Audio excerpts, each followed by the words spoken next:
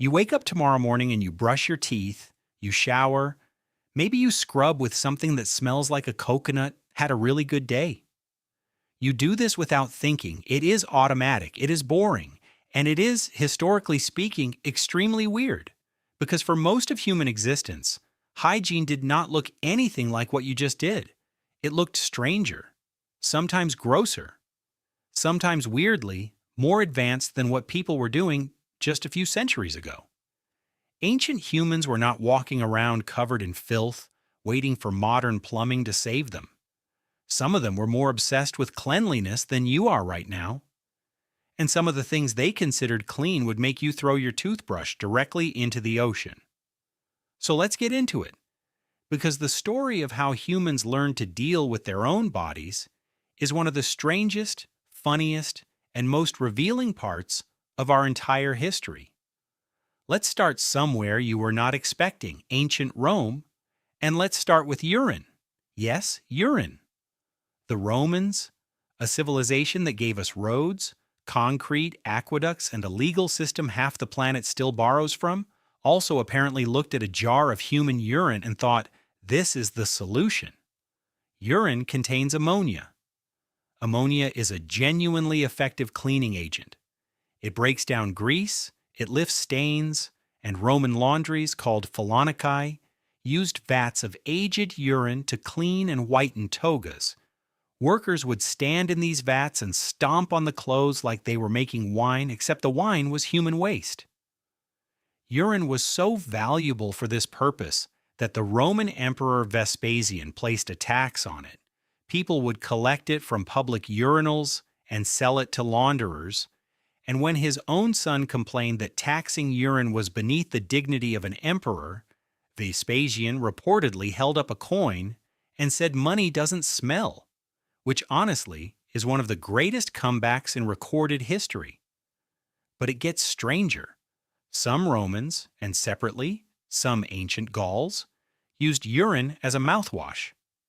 Specifically Portuguese urine, which apparently had a reputation for being especially strong, was imported for this exact purpose. The ammonia was believed to whiten teeth, and here's the part that should genuinely unsettle you. It probably worked. Ammonia is still used in some cleaning products today because it is chemically effective at breaking down certain stains, including the ones on your enamel. Effective does not mean pleasant. Nobody is saying rinse with urine tonight. But the Romans were not idiots. They were running actual trial and error on their own bodies for centuries, and some of their conclusions were unsettlingly correct. Now let's go back even further to ancient Egypt, a civilization that took personal grooming to a level that would put most modern skincare routines to shame. Egyptians bathed daily, not weekly, not on special occasions, daily. They used a paste made from ash and clay as an early form of soap, and they were fanatical about removing body hair. Priests in particular shaved their entire bodies, head to toe, every few days, because hair was associated with impurity and with parasites, which, to be fair, is a completely reasonable fear given the era. Wealthy Egyptians used razors made of bronze and copper, and depilatory creams made from ingredients like arsenic and quicklime, which sounds less like skincare and more like a chemistry experiment with a body count.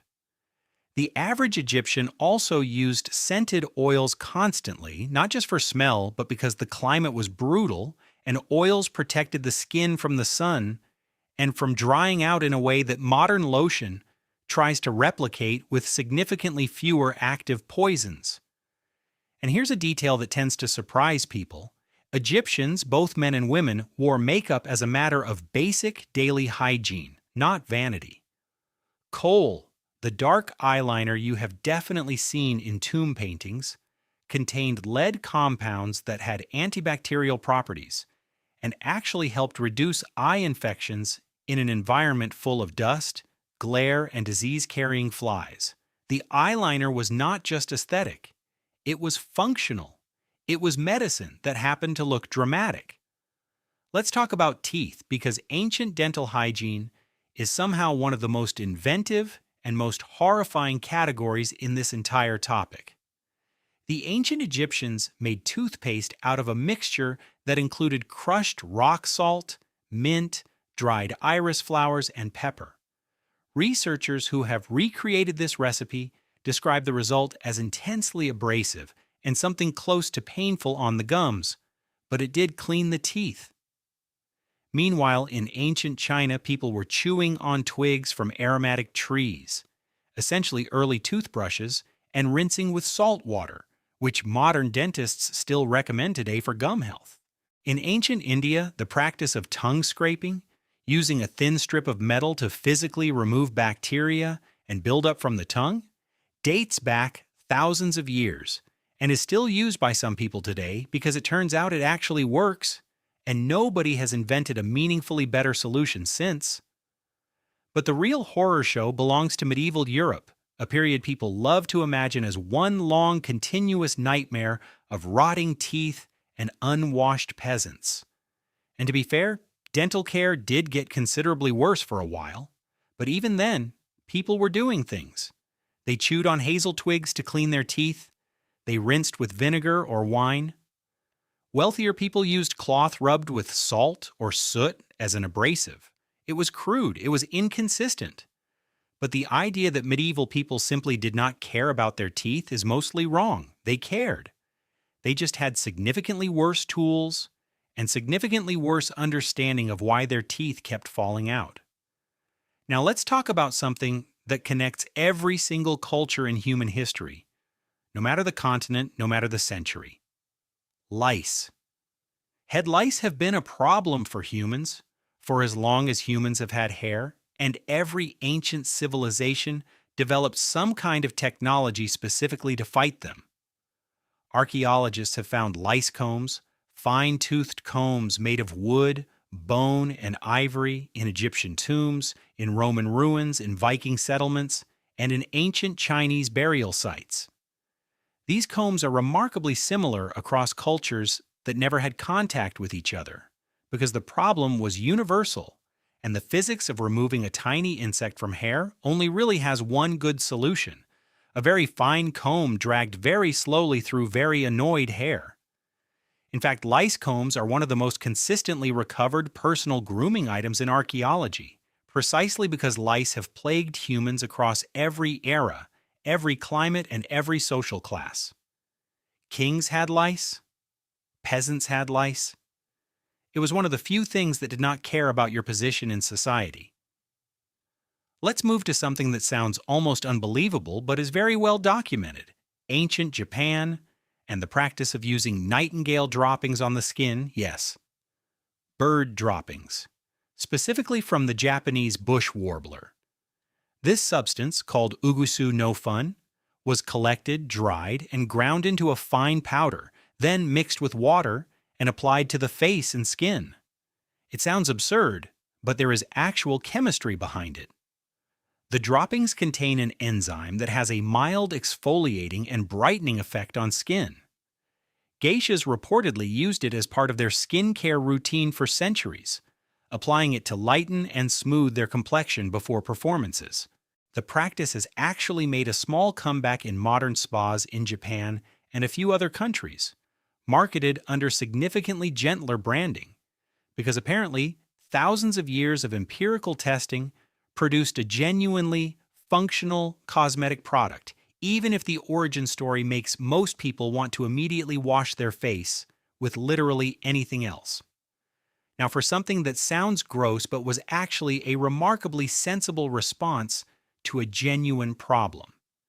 Ancient people across the Mediterranean and the Middle East used olive oil not just for cooking, but for cleaning their entire bodies. Ancient Greeks would cover themselves in olive oil, then scrape it off using a curved tool called a strigil, along with the dirt, sweat, and dead skin that had accumulated underneath it.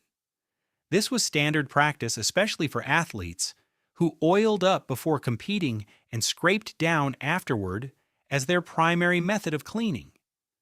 It sounds inefficient compared to soap, but oil is genuinely effective at lifting dirt and grime from skin, and the strigil essentially functioned as a manual exfoliator. Wealthy Greeks and Romans had entire sets of strigils, and public bathhouses often included dedicated areas just for the oiling and scraping ritual. It was not considered strange. It was considered basic personal maintenance, the ancient equivalent of stepping into a shower.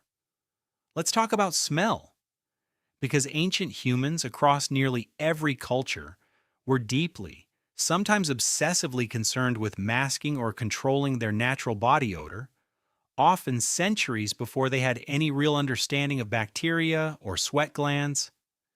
Ancient Mesopotamians are credited with some of the earliest recorded perfumes, made by soaking flowers, herbs, and woods in oil or fat to extract their scent, a process that predates written history in some form.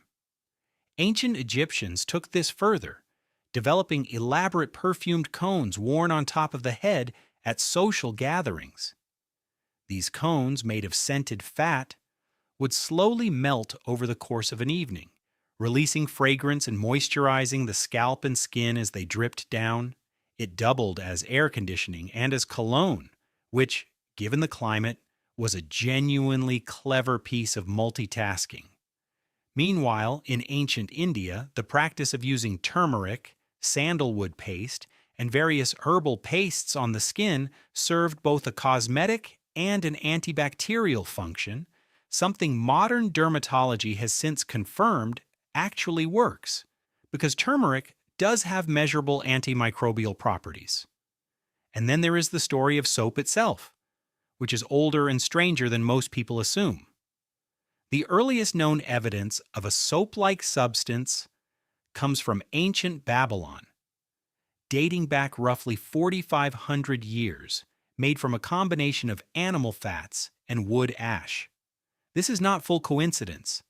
Fat plus ash plus water produces a basic chemical reaction that creates something close to actual soap, and multiple ancient cultures appear to have stumbled onto this reaction independently, likely by noticing that the runoff near cooking fires, where fat dripped into ash, left behind a substance that was unusually good at lifting grease off of things.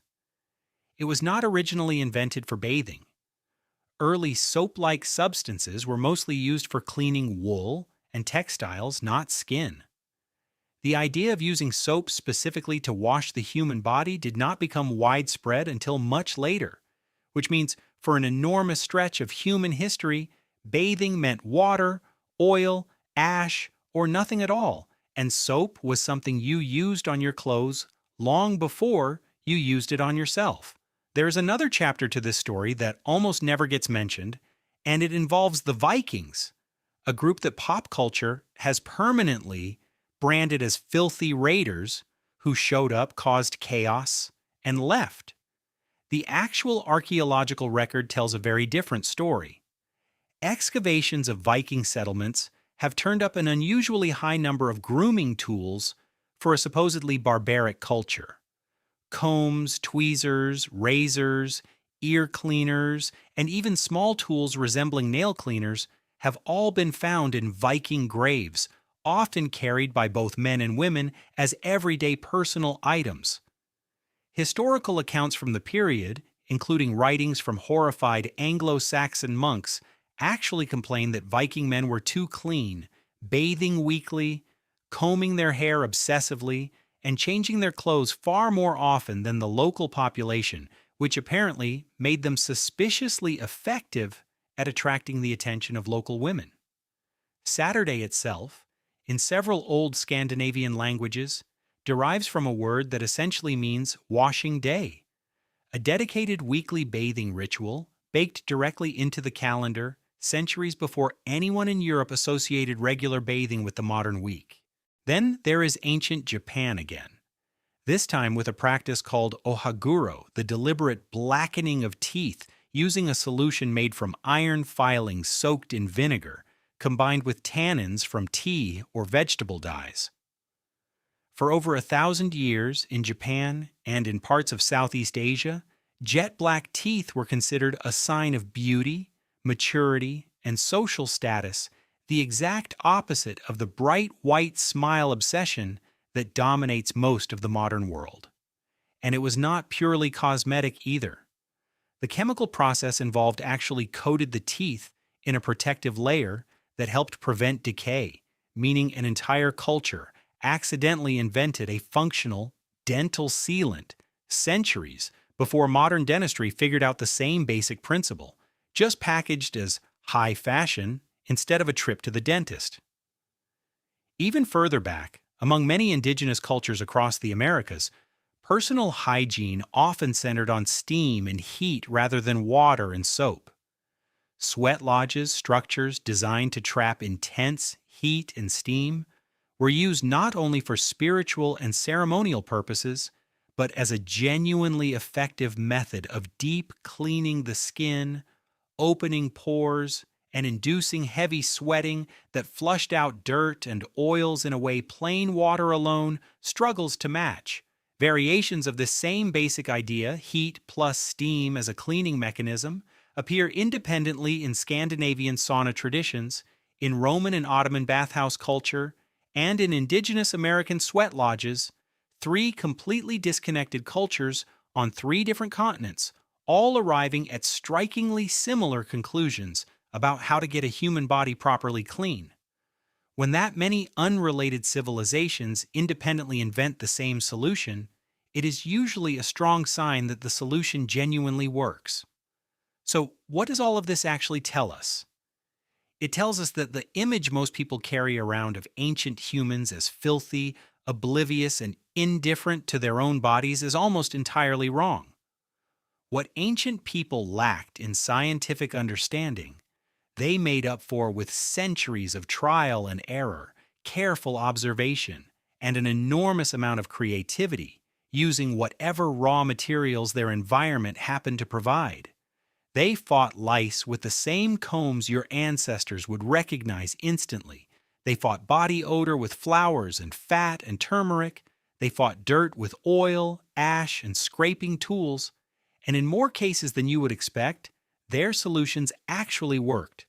Verified not by ancient intuition, but by modern chemistry, looking back and going, that's actually not bad. Hygiene has never really been about having the right tools. It has always been about the same basic, universal, deeply human drive to feel clean, to smell good, to protect the body from a world full of things trying to break it down, and to figure that out with whatever was lying around, whether that was a jar of aged urine, a handful of bird droppings, or a curved piece of bronze. If you enjoyed digging into this as much as I did, subscribe to the channel, because this is exactly the kind of strange, overlooked corner of ancient history we cover here. And I want to know from you, out of everything in this video, which ancient hygiene habit would you actually be willing to try? And which one would you refuse no matter what anyone told you about the science behind it? Let me know in the comments. Until next time, see you soon.